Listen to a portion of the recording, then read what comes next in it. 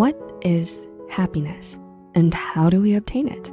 It's a question many writers and philosophers have attempted to answer. Everyone wants to be happy, but the meaning of happiness is simultaneously personal based on what we've learned, both from others and from our own experiences. But finding it is difficult. So instead of trying to find happiness, let's create it.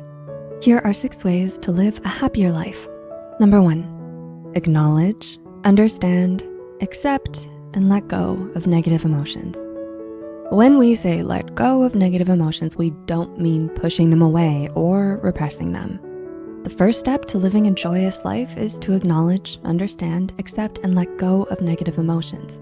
Anger, sadness, and fear are all examples. Having these negative emotions doesn't have to be a bad thing though.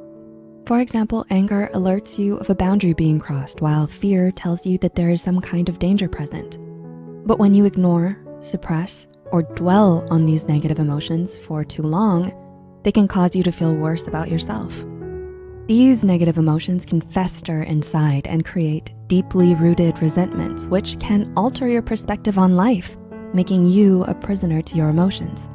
It takes a lot of maturity and self-awareness to analyze and break down your negative emotions. Elizabeth Scott, PhD, suggests a method called TEARS, which stands for teach, express, accept, reframe, and social support. This distills down to learning and listening to how your body responds to negative emotions and using them to learn about yourself and to grow into a wiser and happier person. Number 2, practice gratitude. If you're stuck in the toxic hustle culture, you won't be able to find long-term happiness. It doesn't matter how many achievements you have, you won't be enough to satisfy your desire, which is why it's important to celebrate the little things. Make your heart happy. Allow yourself to appreciate the little things, the things that you already have in your life.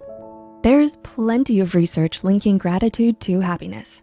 An article by Harvard Health states that practicing gratitude helps you acknowledge the good things in your life and can help you feel connected to something greater than yourself. Practicing gratitude forces you to look past your worries and perceived losses and to focus on the things that are before you now.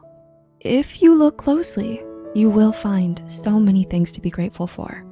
Gratitude instills in you a sense of contentment for the things you have and an acceptance for the things to come. One way to practice gratitude is to keep track of the things you are grateful for in a journal, starting with writing 3 things you're grateful for each day. Number 3, try new experiences. Is there something you'd like to try out? Making new experiences is another way to live a joyous life. It gives you confidence and a reason to be proud of yourself. Having new experiences can also help you replace bad experiences. Going on vacations, traveling to exotic countries are not the only things you can do. You can simply try something new, like going to a new restaurant to eat. Number 4, stay committed to what you're passionate about, no matter what. What truly makes you feel fulfilled in life? Think about what you enjoy doing and find a method to create time for it. Whether it's dancing, painting, cooking, yoga, volunteering at a pet shelter, or reading. Seeking fulfillment boosts your self-esteem and helps you realize that your happiness does not depend on other people's perceptions or even your own. It helps you trust your strength and overcome your fears. A way to seek self-fulfillment is to work towards your goals and ambitions and try to accomplish them. It doesn't matter if they're small. Accomplishing small goals can also give you a reason to be proud of yourself. Number 5, make a conscious effort to build meaningful relationships with people who add value to your life. It's easy to lose touch with the people you care about, especially when you're too occupied with your personal and professional life. However, when people are on their deathbeds, many agree that the most important thing in life is to have meaningful relationships with others. Even if it takes time and effort, it's important that you make an attempt to keep in touch with the people you care about and don't take them for granted. And number 6, share the happiness. Emotions are contagious. They trickle down through our interpersonal relationships and affect those around us.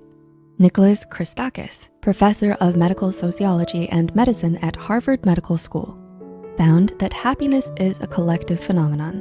One of his studies suggests that the closer, whether in distance or relation, you are with someone who is happy, the happier you will become. The theory sounds a bit strange, but think about the last time you hung out with a friend and how you felt after. How you both felt during or prior to hanging out are transmitted unconsciously in conversation, which then affects how you feel. The great thing about this is that happiness and other positive emotions can be transmitted and come back to you. So the more you spread happiness, the better you will feel.